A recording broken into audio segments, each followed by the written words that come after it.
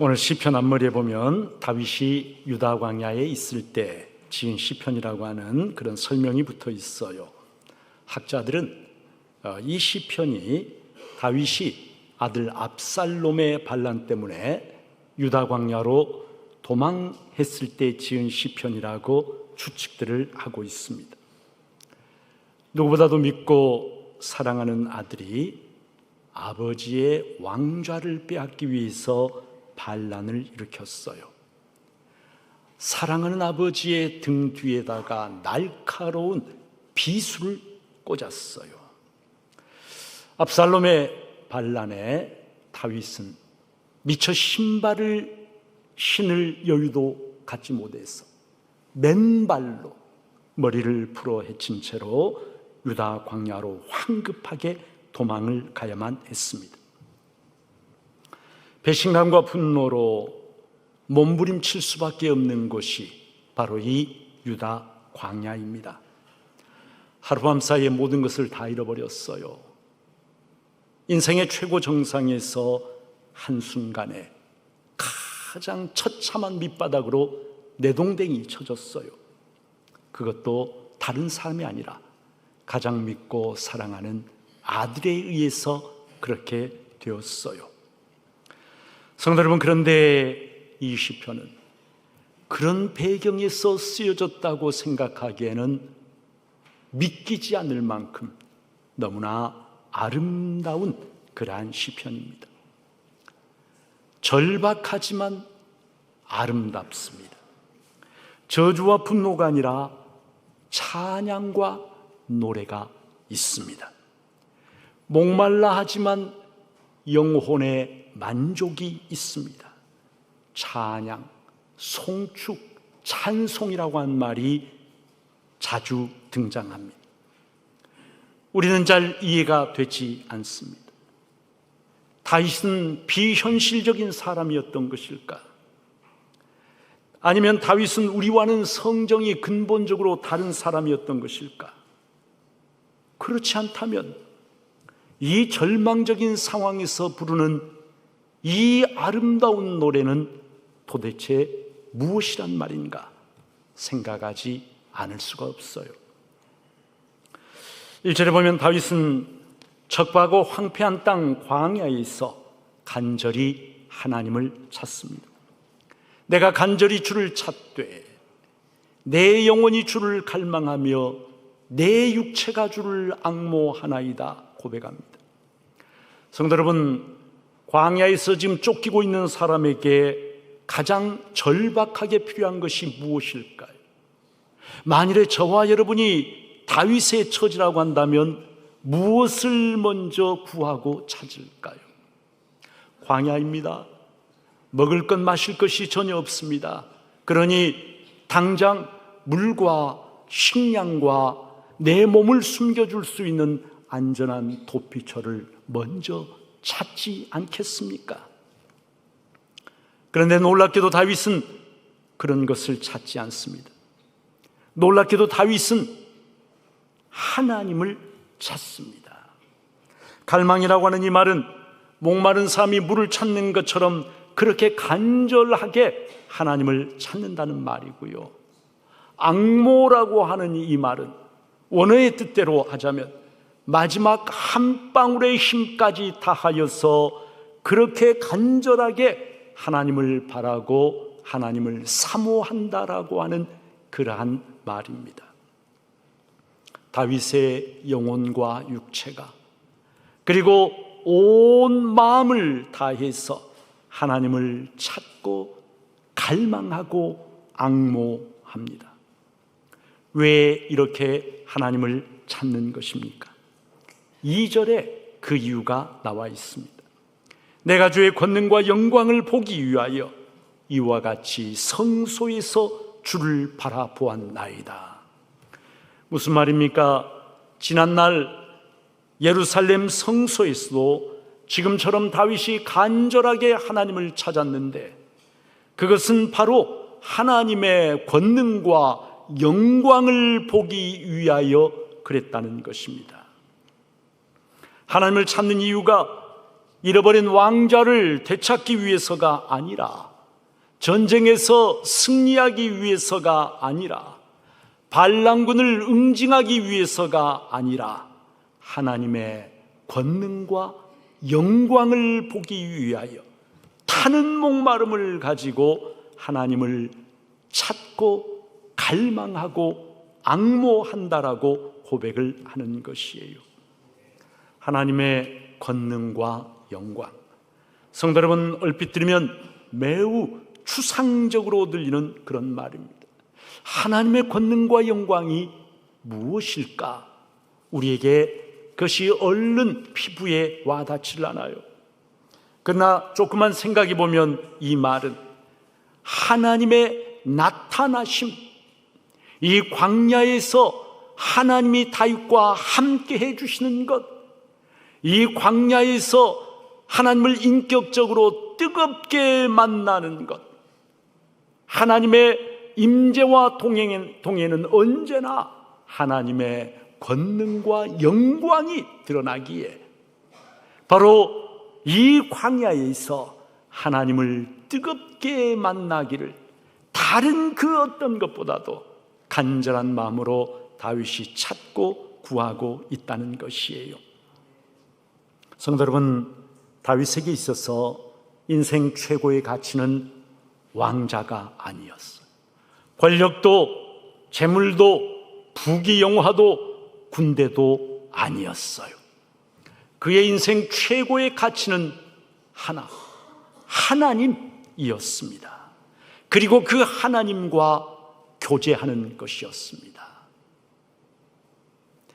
성도 여러분, 영어 팝송에 그런 여러분도 잘 아시는 구절 있잖아요.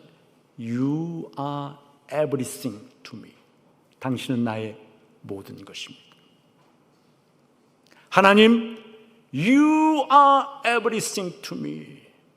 하나님은 나의 모든 것입니다. 다른 모든 것을 잃어버려도, 설령 왕자를 잃어버리고 권력을 잃어버리고 재물을 잃어버리고 명예를 잃어버리고 군대를 잃어버리고 다 잃어버린다 할지라도 하나님이 나와 함께 계시면, 지금 하나님이 나와 동행해 주시면 나는 괜찮습니다. 나는 아무것도 잃어버린 것이 아닙니다라고 하는 그런 엄청난 고백을 지금 하고 있는 것이에요. 성도 여러분, 많은 사람들이 예수를 믿는다고 하면서도 인생의 최고 가치를 엉뚱한 것에 두고 살아갈 때가 많아요. 예수를 믿는다고 하면서도 예수님의 인생 최고의 가치가 아니라 예수님보다 돈을 더 사랑하고 재물을 더 사랑하고 예수님보다 성공과 출세, 명예, 지위, 권력, 건강, 세상의 재미, 육신의 쾌락, 이런 것을 더 사랑하고 그것들이 더 가치 있다고 생각하며 살아가는 모습을 많이 보게 됩니다. 물론 그러한 것들이 무가치한 것이다 이렇게 말씀드리지는 않겠습니다. 왜 무가치한 것이겠어요? 가치가 있죠. 그러나 성경이 우리들에게 일깨워 주시는 것은 그것들은 결코 영원한 것이 아니라는 거예요. 그것들은 우리들의 짧은 인생과 함께 금방 사라져버린, 불에 맺힌 이슬이 금방 사라져버린 것처럼 순식간에 사라져버리는 허무한 것들인데, 그런데 마치 그것들이 영원하기나 한 것처럼, 그리고 그것들이 마치 내 행복을 보장해 주기나 하는 것처럼 그것들의 더 큰 가치를 창조주 하나님보다, 모든 선한 것의 주인이신 하나님보다 그것들의 더 큰 가치를 부여하며 살아가는 사람, 그 사람은 불신앙인이라기보다는 어리석은 사람인 거예요.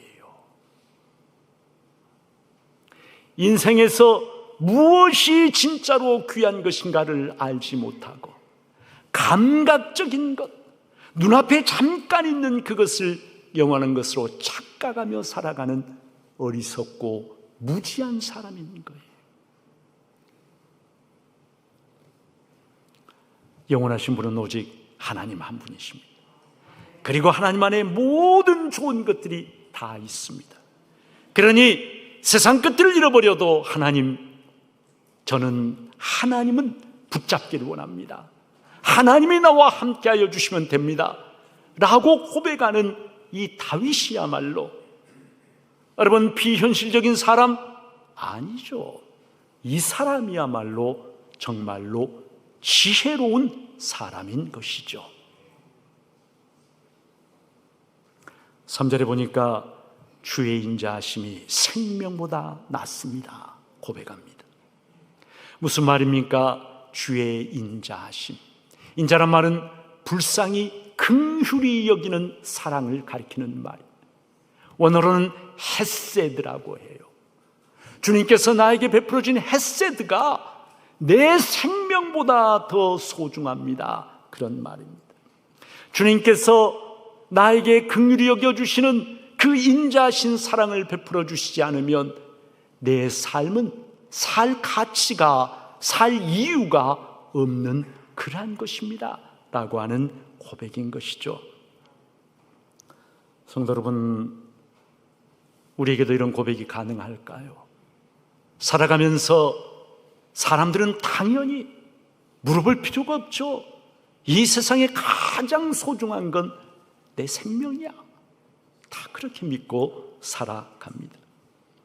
어떻게 하면 이 생명을 조금이라도 연장시킬 수 있을지, 그리고 어떻게 하면 좀 더 건강하게 살 수 있을지, 나이가 들면 들수록 다른 어떤 것보다도 건강이 소중하다는 거 뼈저리게 느끼면서 건강, 생명, 돈, 왜? 나이 먹으면 먹을수록 의지할 수 있는 게 재물밖에 없다고 생각하니까 꽉 돈은 켜지고 살아가려고 그렇게 할 때가 너무 많아요. 그런데 광야에 사는 다윗의 고백을 들어보세요. 이 황폐한 광야에서 내 생명보다 내 목숨보다 내가 더 소중하게 여기는 것은 나를 긍휼히 여겨주시는 하나님의 사랑입니다. 여러분, 주의 인자하심이 생명보다 낫습니다라고 하는 이 말의 의미는 바로 그런 것이죠. 여러분, 사랑하는 사람에게 이렇게 고백을 한다면 당신의 사랑은 내 목숨보다도 소중합니다. 당신의 사랑을 잃어버리면 나는 살아야 될 아무런 가치나 이유가 없는 그런 사람입니다 라고 고백한다면 그 진실된 고백 앞에 감동받지 않을 사람이 있겠습니까? 여러분, 왜 하나님께서 내가 이새의 아들 다윗을 만나니 내 마음에 합한 자라, 내 마음에 꼭 드는 사람이라, 왜 그렇게 말씀을 하셨을까요? 바로 이런 고백 때문에 광야에서 다 잃어버리고, 여러분, 정말 한순간에 인생의 나락으로 굴러떨어졌지만 하나님의 긍휼, 하나님의 사랑, 그것만 있으면 됩니다. 하나님의 긍휼과 사랑이 내게는 내 목숨보다 더 소중합니다라고 하는 이 엄청난 다윗의 고백, 이 고백이 하나님을 기쁘시게 하고 하나님을 감동시키고, 다윗아, 너 정말 내 마음에 꼭 쏙 드는구나, 바로 그렇게 하나님께서 말씀하게 하지 않으셨겠어요? 5절에 보니까 골수와 기름진 것을 먹은 것 같이 나의 영혼이 만족할 것이라, 나의 입이 기쁜 입술로 주를 찬송하되. 성도 여러분, 1절에는 뭐가 나왔어요? 물이 없는 황폐한 땅이 광야에서 내가 목마름으로 주를 갈망합니다, 이렇게 나왔어요. 그런데 5절에서는 뭐라고 이야기하나요? 내 영혼이 골수와 기름진 것을 먹은 같이 내 영혼이 만족하나이다. 사실 상황이 변한 것은 아무것도 없습니다. 그러나 똑같은 광야지만 하나님의 헤세드를 누리고 체험할 때, 이 광야에서 나를 긍휼히 여겨주시는 그 하나님의 인자하심을 내가 체험할 때, 나를, 상처 입은 나를 어루만져 주시는 하나님의 은혜의 손길을 내 영혼이 체험할 때, 성도 여러분, 광야가 무엇이 되는지 아세요? 그 광야가 주님의 날개 그늘이 되는 거예요. 이 광야가 어떤 동굴이 아니에요. 이 광야가 다윗의 가장 안전한 생명의 피난처가 되는 거예요. 목마르고 굶주린 곳이 아니라 영혼의 충만한 만족과 기쁨이 있는, 그리고 입술에서 찬송이 터져 나오는 찬송의 자리, 똑같은 광야지만 그곳에서 하나님의 사랑을 경험할 때, 나를 불쌍히 여겨주시는 하나님의 은혜를 경험할 때, 상처 입은 나를 어루만져 주시는 그 주님의 따스한 사랑의 손길을 경험할 때, 아무것도 변하지 않았지만 모든 것이 변해버리게 된다는 것이죠. 성도 여러분, 어디에 있는가가 중요한 게 아닙니다. 왕궁에 있느냐, 광야에 있느냐, 이게 중요한 게 아니에요. 정상에 있느냐, 바닥에 있느냐가 중요한 것도 아니에요. 어디에 있느냐가 중요한 것이 아니라 내가 누구를 붙잡고 있느냐가 중요한 거예요. 내가 지금 무엇을 놓지 않고 붙잡고 있는가? 설령 내가 인생의 나락에 광야에 처해 있다 할지라도 내가 살아계신 하나님, 나를 사랑하시는 그 하나님을 믿음의 손으로 꽉 붙잡고 있으면요, 그러면 그 사람은 절대로 절망하지 않습니다. 성도 여러분, 오늘 성경이 우리들에게 들려주시는 믿음의 진리가 어떤 것입니까? 우리가 인생에서 어떤 순간에도 광야와 같은 절박한 고난의 상황, 모든 것을 잃어버린 상황, 설령 내가 병상에 누워있고 실패했고 가진 것을 다 잃어버렸다 할지라도 내가 하나님을 붙잡고 있으면, 하나님을 사모하고 갈망하며 하나님을 꽉 붙잡고 있으면 광야가 변해서 주의 날개 그늘이 되고, 그리고 그 광야에서 기쁜 입술로 찬송을 하게 되고, 나를 도와주시고 나를 익혀주시는 하나님의 역전의 은혜를 체험하게 되는 곳, 그곳이 바로 광야, 하나님을 붙잡는 사람에게 일어나는 은총의 기적이라고 하는 것을 말씀을 해주시는 것입니다. 성도 여러분, 고난 상황입니까? 병상이 있습니까? 어렵습니까? 힘듭니까? 믿음이 없는 사람이라면 원망과 분노와 체념과 절망과 온갖 부정적인 것들을 쏟아내겠지만, 그러나 살아계신 하나님을 믿는 성도라고 한다면 광야와 같은 인생의 자리에 있을 때 도리어 하나님 앞에 그렇게 고백하세요. 하나님, 하나님의 인자심이 제 목숨보다 더 소중합니다. 저는 하나님만 있으면 됩니다. 다른 것을 잃어버려도 하나님만 나와 함께 해주시면 저는 그것으로 만족합니다 라고 고백할 때, 믿음으로 그렇게 고백할 때, 여러분, 그 광야 그 자리에서 은총의 샘물이 터져나오고요, 그 광야 그 자리가 하나님의 날개 그늘이 덮어주시는 생명의 피난처가 되고요, 그 자리에서 역전의 은혜를 체험하며 다시 일어날 수 있는 그러한 자리가 될 줄로 믿습니다. 여러분, 조지 갤럽 아시죠? 조지 갤럽 연구소를 만든 사람, 여론조사의 아버지로 불리는 사람이 조지 갤럽이에요. 이 조지 갤럽 심리학을 공부하고 박사학위를 취득한 다음에 여론조사를 통한 사회발전과 여론조사 기법의 개발이라는 슬로건 아래 처음으로 아주 체계적이고 그리고 정확한 기법에 근거한 여론조사를 실시하는 갤럽조사 연구소라고 하는 것을 세웠어요. 갤럽 조사 연구소. 지금도 뭐 여러분 국제 갤럽 조사 연구소도 있고, 미국 갤럽 조사 연구소, 한국 갤럽 조사 연구소, 갤럽 조사 연구소가 없는 곳이 없어요. 이 갤럽 연구소는 정확한 여론조사 기법으로, 그 당대는 누구도 감히 따라가지 못했던 아주 정확한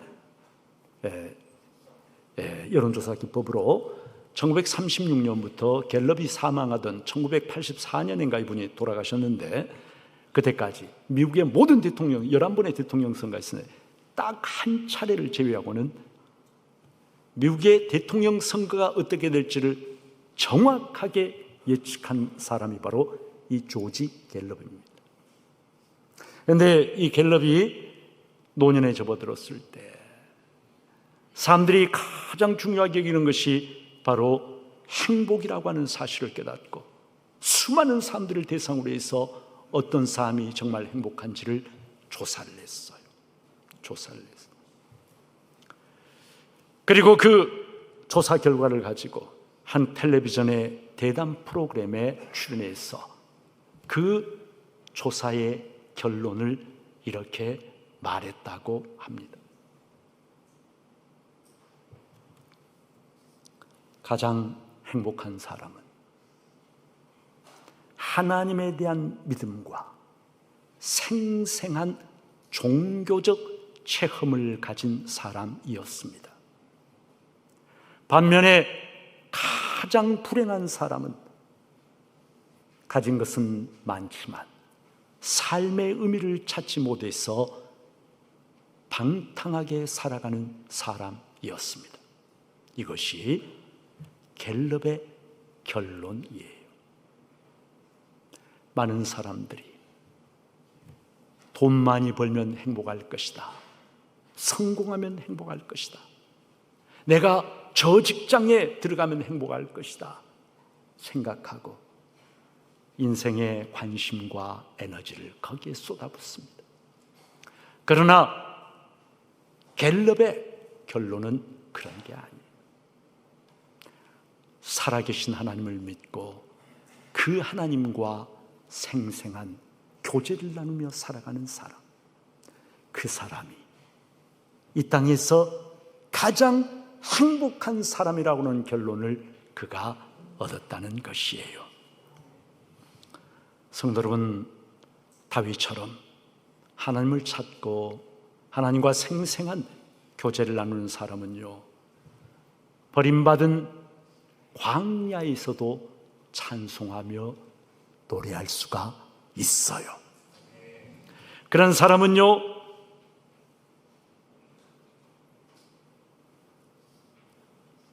역전의 인생을 살 수가 있어요.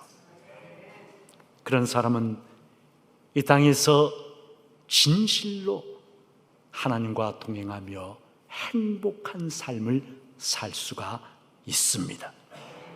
오늘 인생을 살아가면서 나의 최고 가치, 나의 모든 시간과 재능과 노력을 투자해서 내가 얻고 싶어하는 내 인생의 최고 가치는 과연 어떤 것입니까?